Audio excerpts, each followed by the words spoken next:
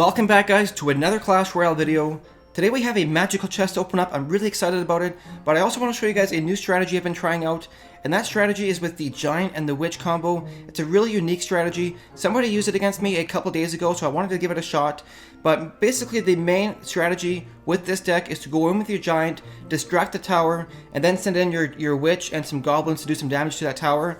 Now the one cool thing with this deck here is that even if you can't get your Witch and the Giant to the tower and do some damage, it's got some really good synergy with the other cards in the deck, like the Minion Horde, because usually people will use their arrows or the poison spell against your Witch and Goblins, and if you know they have that kind of stuff, you can bait it out and then go in with your Minion Horde afterwards and do some pretty crazy damage to the tower. And I'll show you guys a replay in just a minute where I actually did that exact thing. But let's go ahead, start opening up these chests here. Now we're going to save that magical chest for the very last, and we're going to go ahead and start with these free chests here.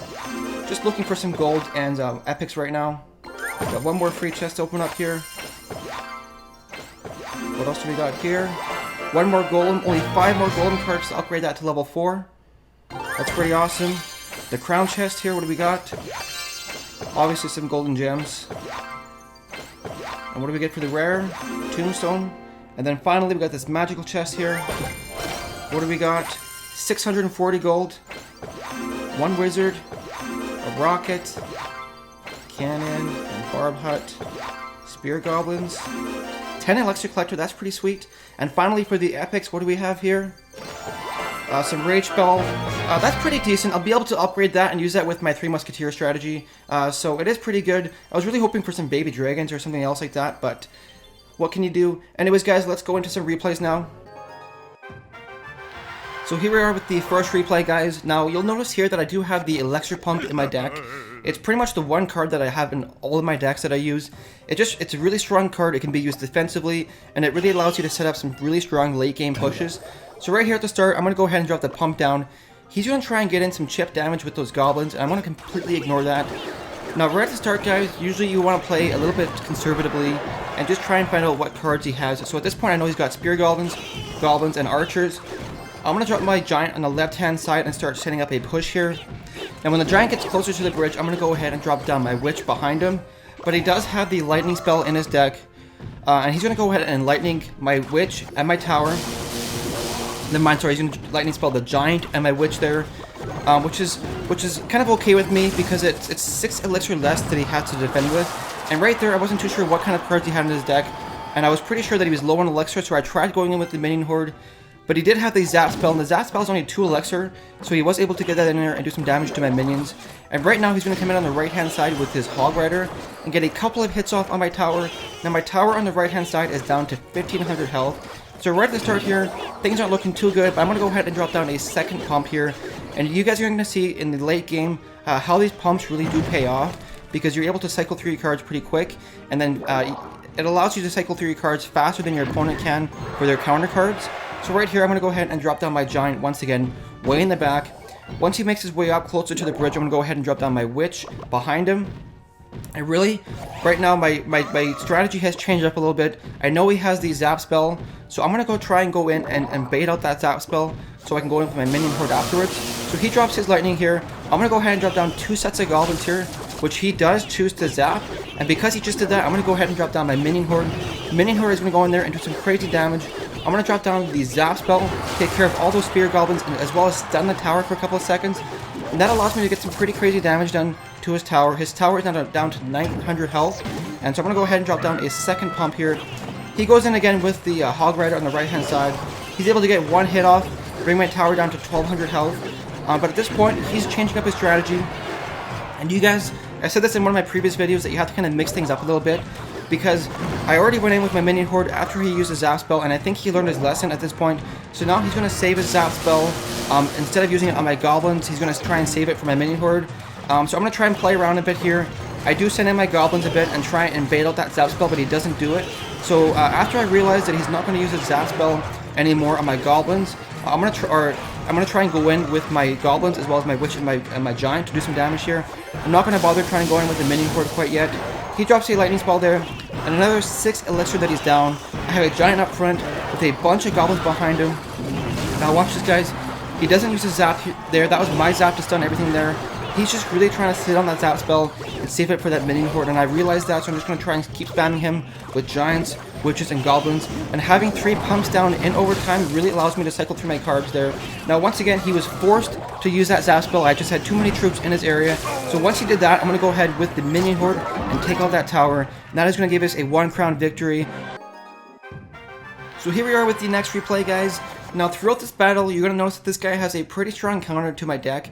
He's got 3 building cards in his deck, which is really going to distract my giant and allow him to turtle in late game, as well as he's got 2 area damage spells, the poison spell and the fireball spell, and that's really going to make it hard for me to push with the witch, skeletons, and goblins, because they're all pretty low health units. So right at the start here, I have the pump down, going to start getting some elixir flowing. Now he also has a pump in his deck, which pretty much means that in late game, he's going to be able to cycle through his cards just as fast as I'm going to be able to cycle through my cards, which is really going to make it hard to push considering how many defensive towers he has. So right here, I have my giant making his way up front. I got some spear goblins behind him as well as the witch. At this point in the battle, I didn't know what kind of cards he had, so I'm going to go ahead and drop down a fireball, take care of that hut as well as the Tesla. But he has that poison spell, and watch how much damage this poison spell does to my entire push. Takes care of all of my low health units as well as takes out the witch. And now he's got his giant coming in, which is going to target my elixir collector, fortunately.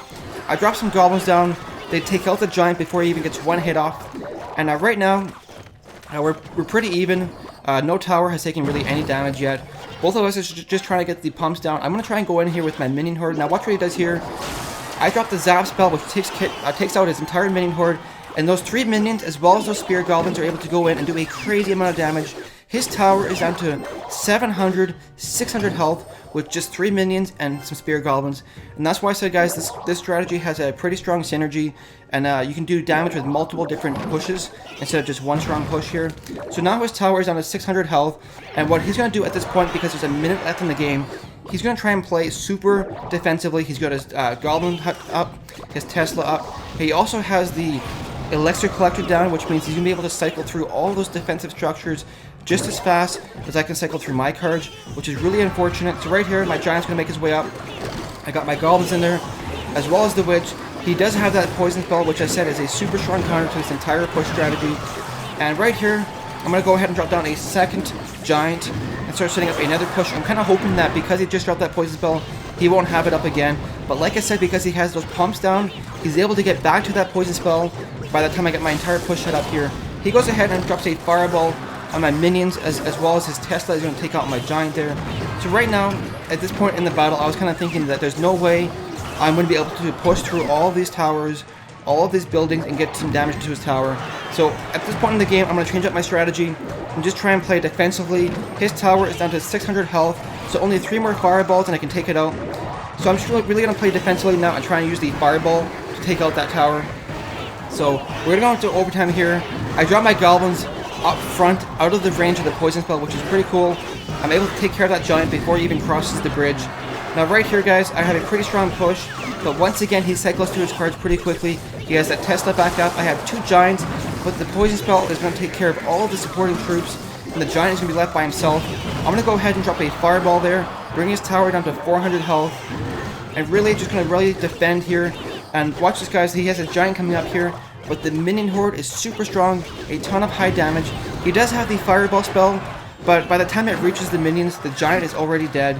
Now we're at 30 seconds left. I'm going to go ahead and drop another fireball on that tower, and now I only need 1 more fireball to take out that tower, because at this point it doesn't seem like I'll be able to get any of my troops to his tower, given how defensively he's playing. He's got a giant coming back at me now. I'm really just at this point just trying to cycle through my cards and get to that fireball spell one more time. Right here I dropped the zap spell. He has his minions coming in, but I'm going to ignore that completely and just drop the fireball for a 1 crown victory.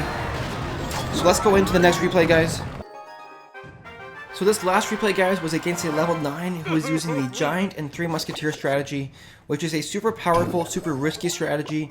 And so at the start here, I wasn't quite sure what his strategy was. I go ahead and drop my pump way in the back. Now, once I realize he has the 3 Musketeers, I'm going to play kind of conservatively because the 3 Musketeers can do some pretty strong damage. But he also has the Princess as well as the arrows in his deck, which is a really good counter for my entire deck because all of my units are pretty much low health units besides my giant. And the princess, guys, is one of the cards in the game right now that I'm having the hardest time defeating. It's pretty much like arrows that can walk and do some damage, and that has to be countered. And so it's just really hard to counter right now. So he drops the 3 musketeers down here. I use the fireball to take care of the princess, do some damage to the tower, as well as damage the musketeers. But unfortunately, my fireball wasn't high enough level to take out the musketeers in one shot, so I have to use the zap spell there to finish them off. But I'm able to use the minions here as well to take care of his entire push. He kind of wasted that rage spell, so that was 3 elixir that I kind of gained there. So I'm going to go ahead and drop down a second pump here. He's going to do the same and drop down a second pump as well. Because he's using a high elixir deck, he's trying to wait for the late game where he can cycle through his cards and get a giant up as well as a 3 musketeer. So right here, just waiting until we get to 10 elixir again, we're going to go ahead and drop down a giant on the right hand side. He's going to counter with his own giant. Now unfortunately his giant is a higher level than mine. But right here, guys, we're going to go ahead and drop down our witch behind the giant, which is hopefully going to do some damage to that, to his giant. But now he drops the 3 musketeers once again. I'm going to go ahead and drop my fireball on those 3 musketeers as well as my zap. They're super strong, and so pretty much at this point I have to save my fireball and my zap for that combo right there. Now he's got a princess up here, which is really unfortunate because, like I said, it's pretty much like an arrows that just keeps shooting at you. It takes care of all my spear goblins. Gonna damage my giant right here. He's got that Valkyrie as well. So 3 really strong area damage units: the Valkyrie, the princess, and the arrows. It's really hard to push with this strategy here. I got 2 witches up right now, but the Valkyrie is going to tear through my skeletons. And so right here I drop my minion horde on the right hand side. Unfortunately, they're able to take care of the giant before the princesses take care of them. But now he's got 2 princesses out. It's going to be really hard for me to counter that. But watch this, guys. Watch what I do here. I'm going to drop my spirit goblins on the left hand side and get some chip damage to that left tower. He drops the 3 musketeers. So right here, I'm able to use my fireball to damage the 3 musketeers, take out his princess, and overall just kind of a really strong elixir trade right there. I use my zap there to finish off the 3 musketeers. My tower should finish off that Valkyrie before it reaches the tower. I drop that minion horde once again. He decides to use the pump instead of using the arrows on my minion horde, which is pretty fortunate for me because I'm able to take care of that giant before it reaches the tower. Now once again, he has his princess out, doing some damage to my minion horde. So now I'm going to go in on the left hand side because he's really trying to focus that right hand tower. I'm going to try and go in on the left hand side and do a super risky push on the left hand side. He's got his 3 musketeers coming up. I drop a fireball as well as a zap. That's a huge elixir loss for him. 9 for the 3 musketeers, 3 for the princess, as well as the skeletons. A huge win for myself. Now watch this, guys. I have a really strong push on the left hand side. I've got 2 giants up, as well as a witch. Those giants are doing some pretty strong damage to his tower. He's going to try and drop his 3 musketeers to defend here, but by the time they do some damage, it's already too late. I'm able to take out that tower for a 1 crown victory.